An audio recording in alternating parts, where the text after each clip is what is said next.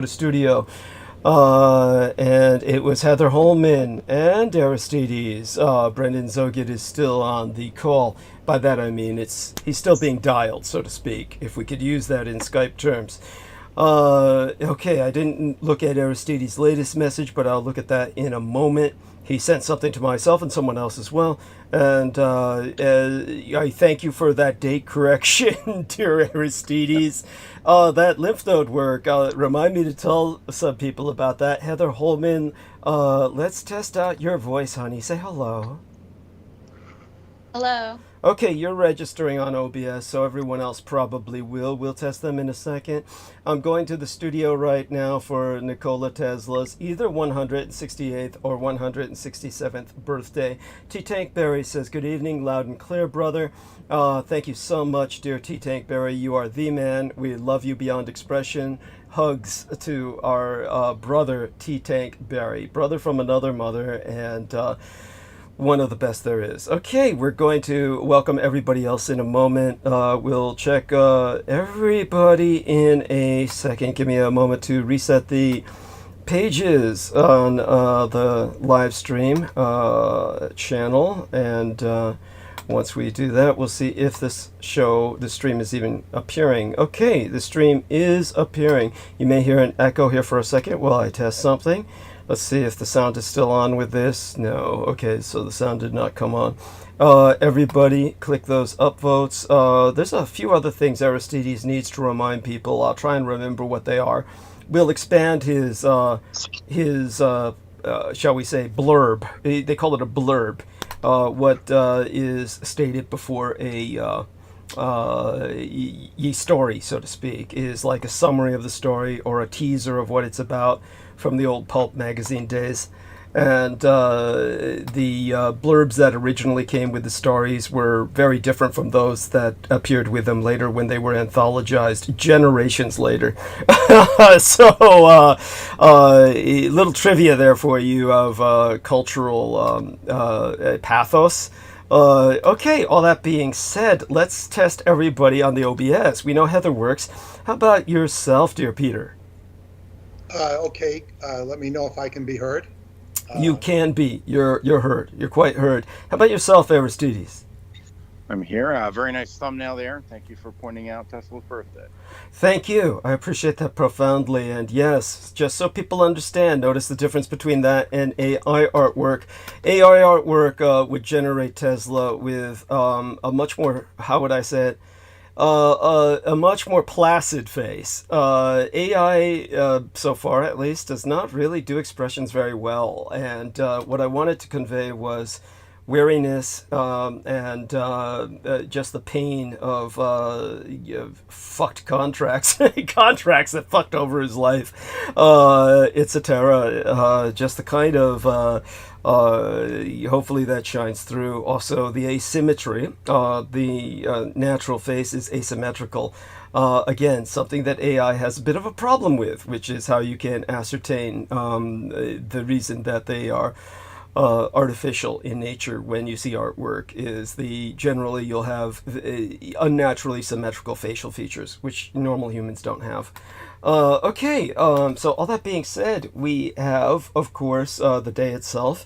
I want to give a shout out to Brooke Hagberg. I want her to understand I have not forgotten. I don't want to dedicate an episode to you that is going to conflict with someone like Nikola Tesla. It's just too jarring. We have this Sunday coming up, and hopefully that will be the day that the dedication is made.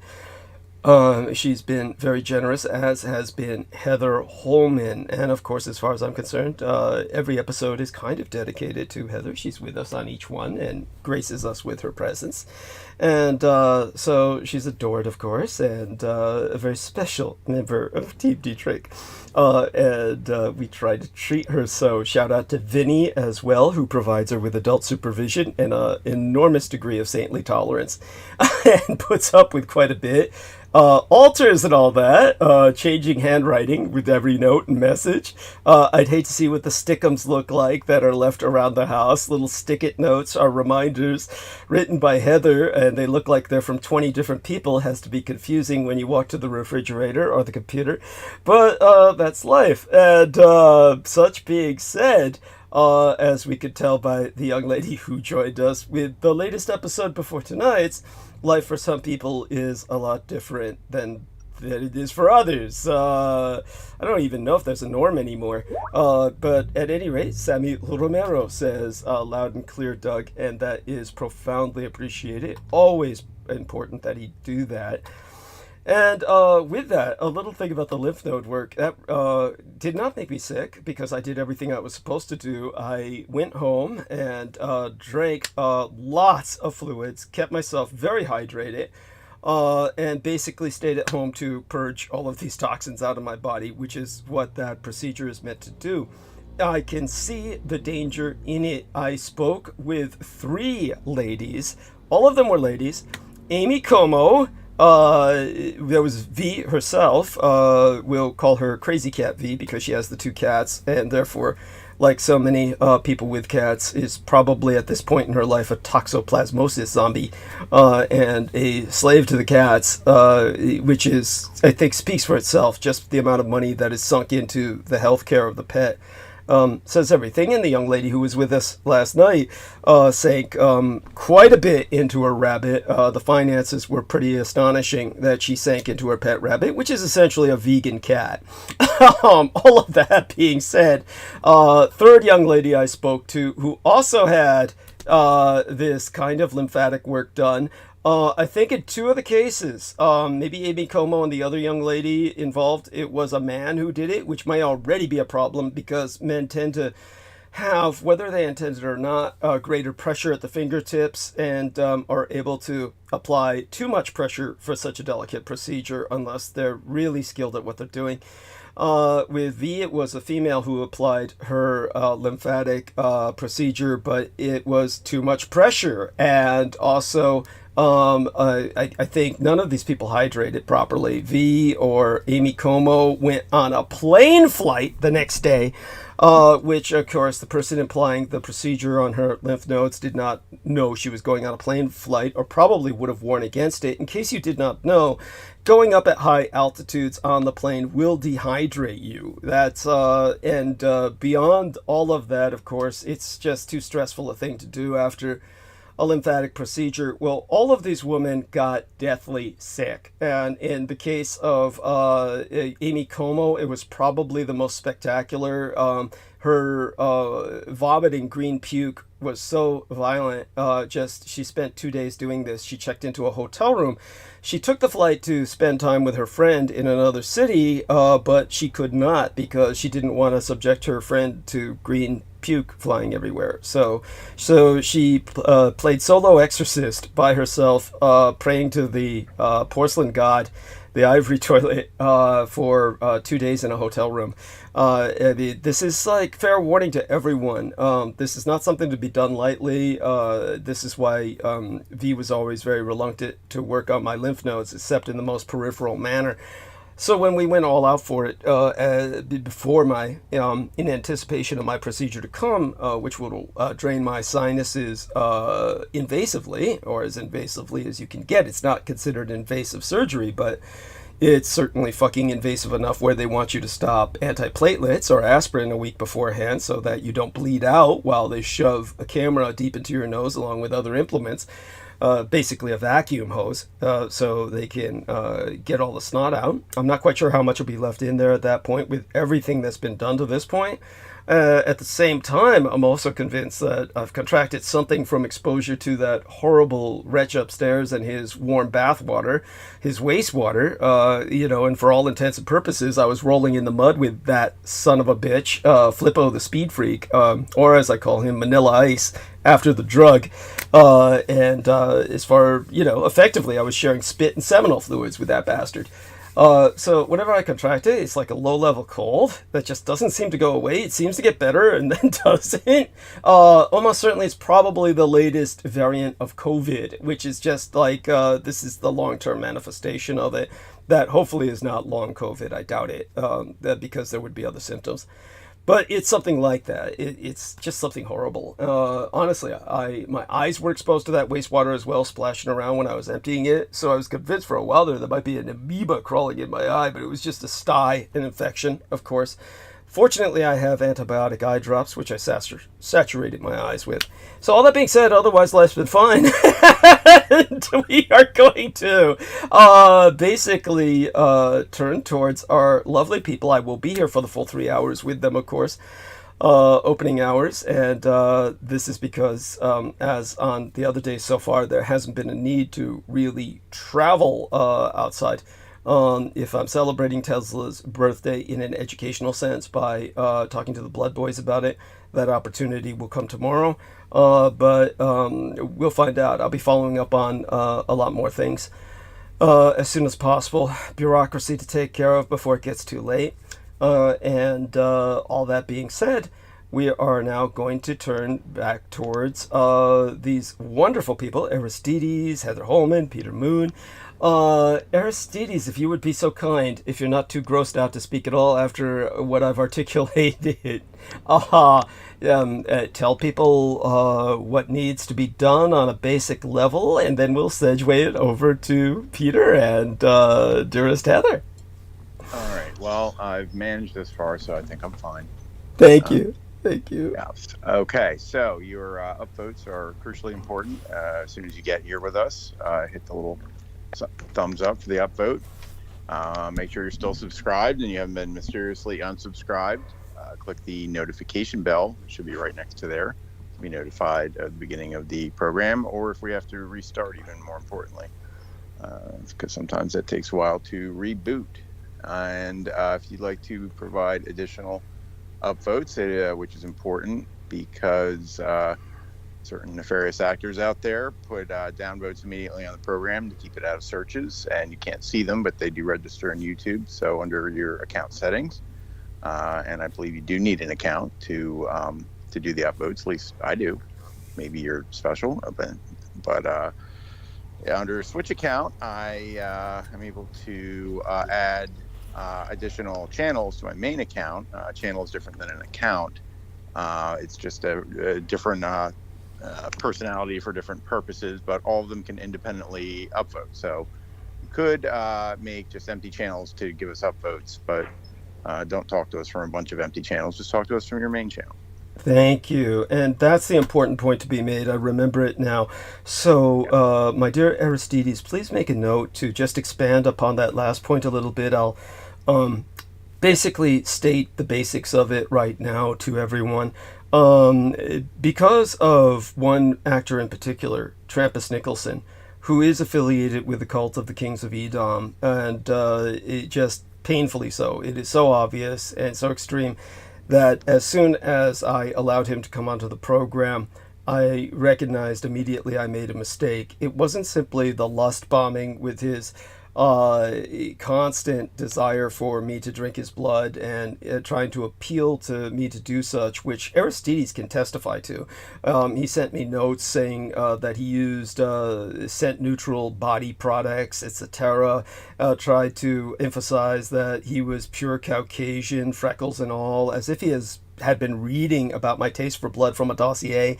It was very creepy, but beyond all of that, it's not even so much that. It was the fact that he had endless amounts of money, money enough to buy glass-blown bongs that are $1,000 each, and very expensive, quote-unquote, organic dildos from baddragon.com, and the name of the website, which I remember because he actually promoted it relentlessly.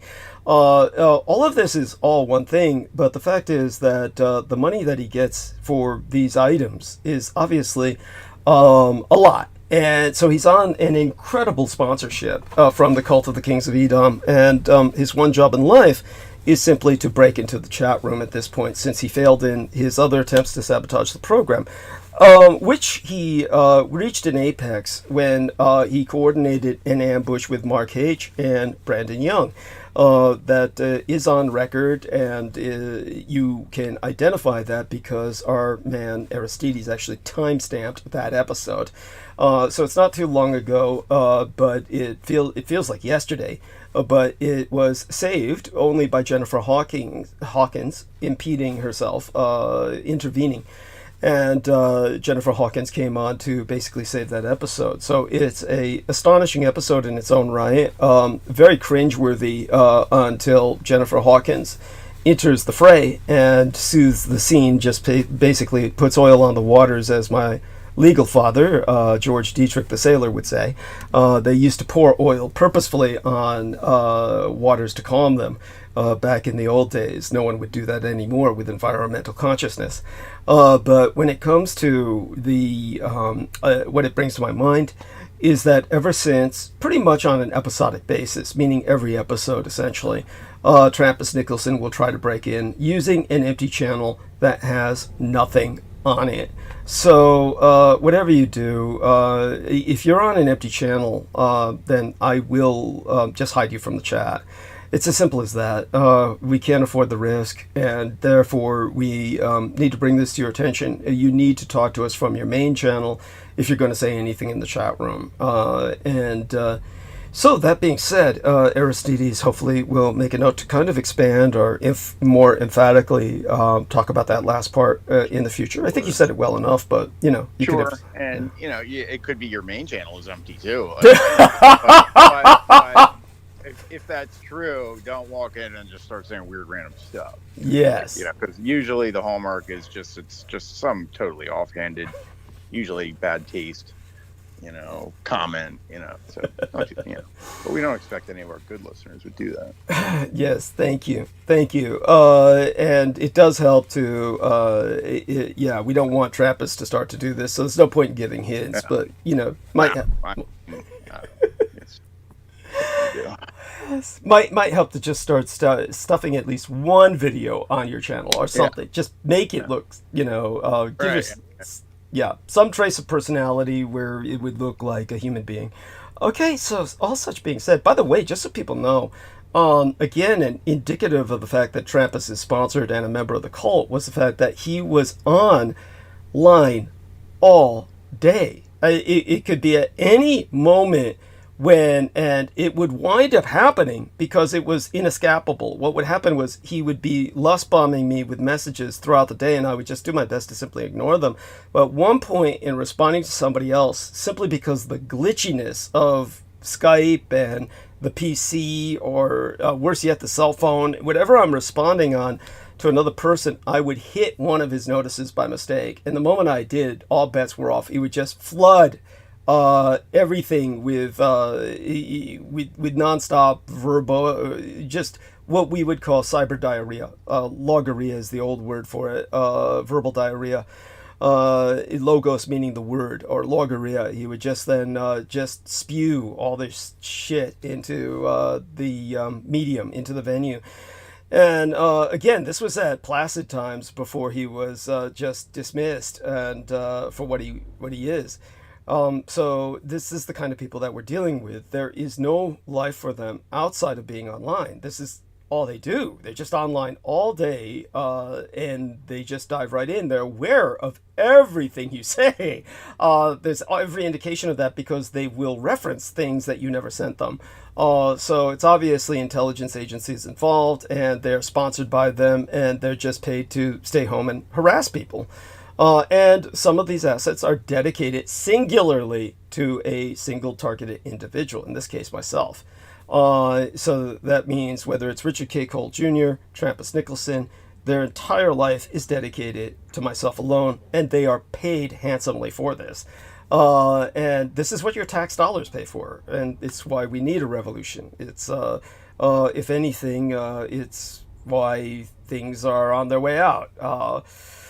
Oh my God. So things are definitely speeding up, and with that having been said, that observation having been made, here's to Peter and Heather. I'll stay here and respond, add what I can, contextualize what I can, but, you know, definitely here. And Peter, by all means. And Heather, are you there with us? Heather, honey? Yes, sir.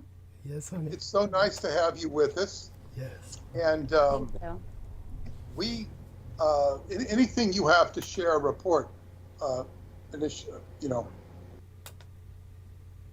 Yeah, not off the top of my head. I was looking forward to speaking with you both, all of you, actually.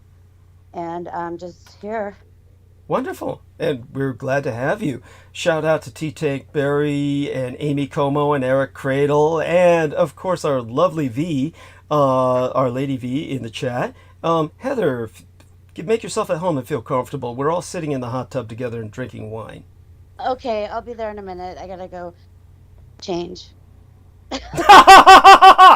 That's clever.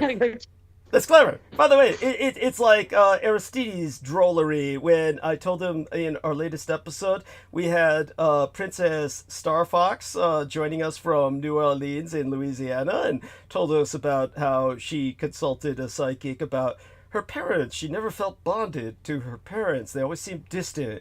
And then the psychic told her, that's because they're not your real parents, honey. You killed your real parents. They abducted you when you were very young and made you blow your real parents away, your biological parents, using a Russian roulette type game until you killed them both. And I was like, so? You heard that, right, Heather? Yeah, I was so blown away by that. Why? Who would say such a thing? Why would they say such a thing? Oh, I don't know. Louisiana's a scary place sometimes. I know from just being from Arizona, I know not to go there. Yeah, well, there you go.